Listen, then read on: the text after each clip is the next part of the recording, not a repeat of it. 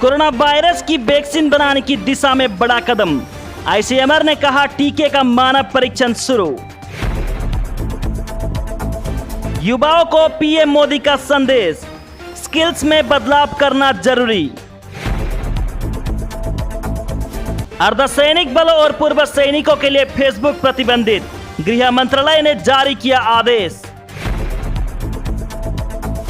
अमेरिकी एजल्ट राइफल्स के बाद अब इजराइल से एंटी टैंक गाइडेड मिसाइल्स और हेरॉन ड्रोन खरीदने का ऑर्डर।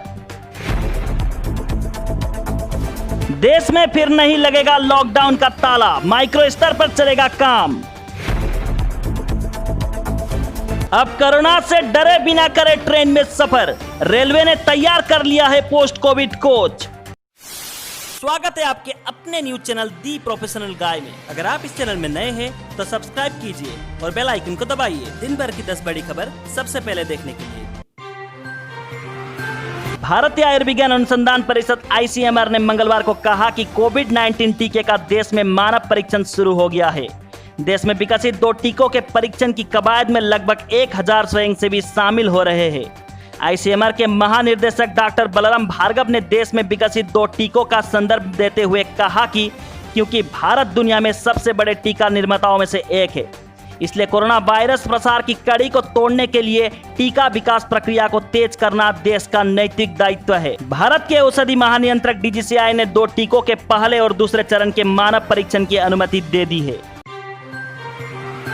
प्रधानमंत्री नरेंद्र मोदी ने बुधवार को वर्ल्ड यूथ स्किल डे के मौके पर युवाओं को संबोधित किया। प्रधानमंत्री ने कहा कि आज का दिन 21वीं सदी के युवाओं को समर्पित है।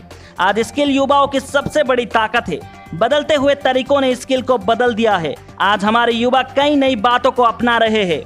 पीएम मोदी ने कहा कि आज दुनिया में हेल्थ सेक्टर में कई तरह के द्वार खुल चुके हैं। पीएम ने कहा कि देश में अब श्रमिकों की मैपिंग का काम शुरू किया गया है, जिससे लोगों को आसानी होगी। पीएम ने कहा कि छोटी छोटी स्किल ही आत्मनिर्भर भारत की शक्ति बनेगी। पूर्वी लद्दाख में चीन के साथ जारी तनाव भले ही कम होता दिख रहा हो, लेकिन भारतीय सेना अपनी ताकत में इजाफा करने के काम में जुटी है। यही वजह है कि अमेरिका से 72,000 एजल्ट राइफल खरीदने के साथ ही अब भारतीय सेना इजराइल से हेरन ड्रोन और स्पाइक एंटी गाइडेड मिसाइल भी खरीदेंगी। केंद्रीय सरकार द्वारा दिए गए इमरजेंसी फंड के जरिए यह खरीदी होगी। इससे सेनाओं की सर्विलेंस क्षमता के साथ हमला करने की ताकत में इजाफा होगा।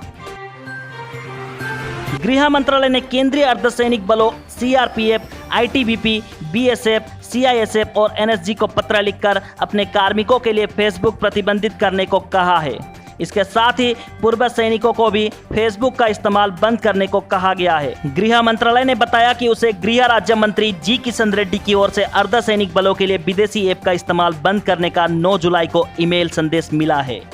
उसी आधार पर सभी केंद्रीय अर्धसैनिक बलों को पत्र भेजा गया है।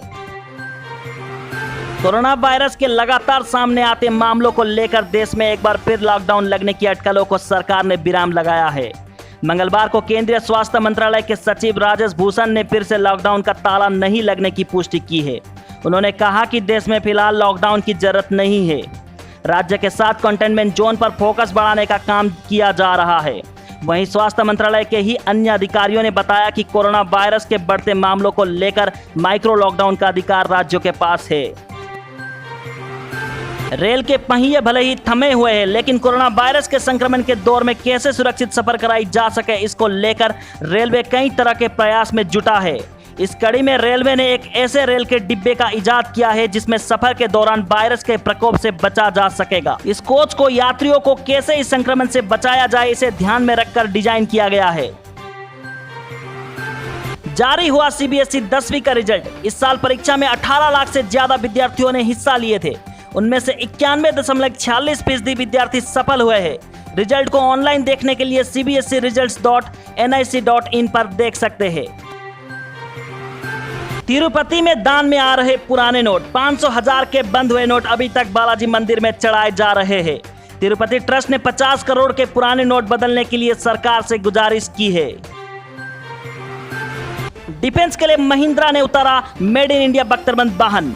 महिंद्रा एंड महिंद्रा ने डिफेंस सेक्टर में कदम आगे बढ़ाते हुए एक अत्याधुनिक और हाईटेक बख्तरबंद वाहन लॉन्च किया है, जो सैन्य अर्धसैनिक बलों की जरूरतों को पूरा करेगा। इसकी खासियत यह है कि यह माओवादी या अन्य तरह के आतंकियों द्वारा बिछाए जाने वाले लैंडमाइन से भी जवानों को सुरक्षित रखेगा। चीन से बड़ी होगी देश की पहली पानी के अंदर बनी सुरंग। अब अरुणाचल प्रदेश से असम तक सड़क परिवहन पहले से और ज्यादा मजबूत हो जाएगा। केंद्र सरकार ने अरुणाचल प्रदेश से असम तक के लिए सड़क परिवहन को तेज करने के लिए टनल बनाने को सैद्धांतिक मंजूरी दे दी है। अब ब्रह्मपुत्र नदी के नीचे 14.85 किलोमीटर की सुरंग बनेगी। तो चलिए दोस्तों, आज के लिए बस इतना ही। डेली टॉप 10 न्यूज देखने के लिए देखते रहिए दी प्रोफेशनल गाय। धन्यवाद।